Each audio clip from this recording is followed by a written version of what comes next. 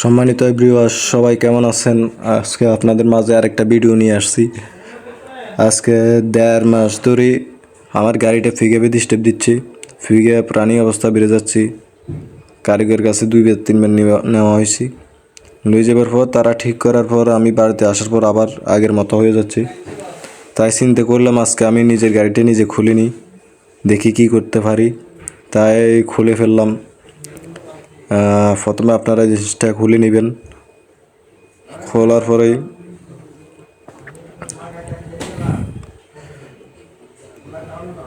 পরে সাইড বক্সটা একটু খুলে নেবেন।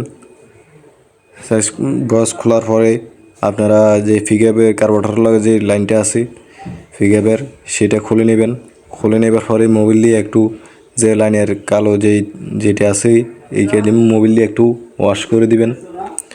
ওয়াশ করে দেওয়ার পরে আপনারা একটু গ্রিজ নিয়ে যে ফিগাবের যে লাগাই আমরা কাক, সেটার মধ্যে একটু গ্রিজ দিয়ে দিবেন ভালো করে।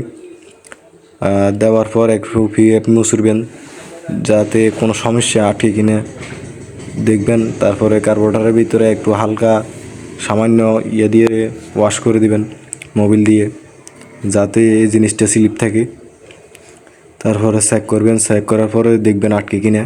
যদি না আটকে তারপরে আপনারা এটা সুন্দর করে বসিয়ে দিবেন। আগের মতো একটা গার্ড আছে, গার্ডে বসাইয়ে দিবেন।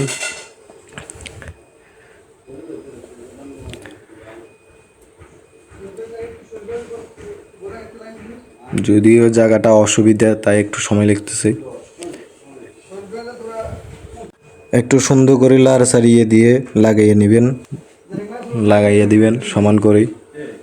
কেবলটা সোজা থাকতে হবে, কেবলটা বেঁকা থাকলে হবে না। বেঁকা থাকলে আপনার জিনিসটা আরপিএম ছাড়া বেড়ে যাবে। সুন্দর করে আপনারা সামনে যে কেবলটা আছে এটা সুন্দর করে লেগে দেবেন।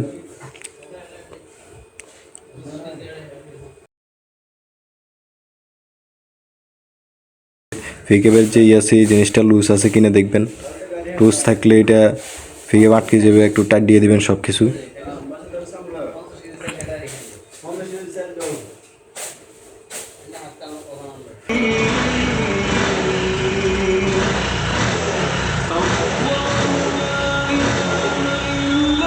कोई मामूली गेम नहीं है ये।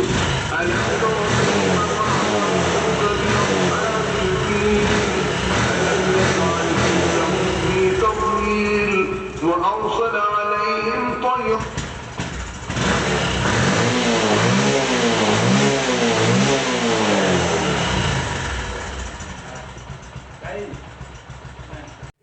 এখন ওয়াশ করবে হরে সব কিছু ওকে আছে। আগে যে ফিকেপ বেড়ে যেত এখন আর ফিকেপ বাড়তেছে না ওয়াশ করে দিবার পরেই। আসলে দোকানে কজল চলতেছে, তাই জন্য একটু বোঝা যাচ্ছিল না। এখন গাড়ি ফিটিং করব। তেলের টাঙ্গির নিচে যে 2টা লাইন আছে এটা সুন্দর করে লাগাতে হবে। লাগানোর পর এটা সুন্দর করে বসিয়ে নাটটা লাগিয়ে দিতে হবে।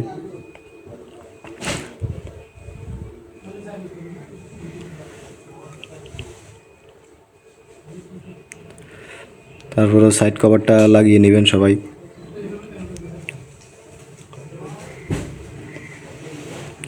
এখন আমি সিটটা লাগিয়ে ফেলছি। তারপরে গাড়ি আমি রেসটা ঠিক আছে কিনা আবার দেখছি। সব কিছু লাগাবার পরে আবার পিকআপটা করে দেখছি যাতে কোনো সমস্যা আছে কিনা। গাড়ি এখন ওকে সব কিছু। ভিডিওটা ভালো লাগলে শেয়ার করে দিবেন। সবাইকে ধন্যবাদ।